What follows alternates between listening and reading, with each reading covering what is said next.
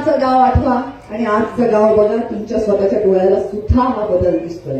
मी परवा ज्या दिवशी निमंत्रण स्वीकारलं मागच्या आठवड्यात, तेव्हाही आत येऊन दर्शनासाठी जेव्हा आले तेव्हा मी पाहिलं इतकी सुंदर झाडं लावलेली आहेत, वॉकिंग ट्रॅक झालेला आहे, भगवान बाबांची देखणी मूर्ती तर आपल्या समोर दिसतेच आहे. आता पुढच्या भागाचं कॉन्क्रिटीकरणाचंही काम सुरू झालेलं आहे.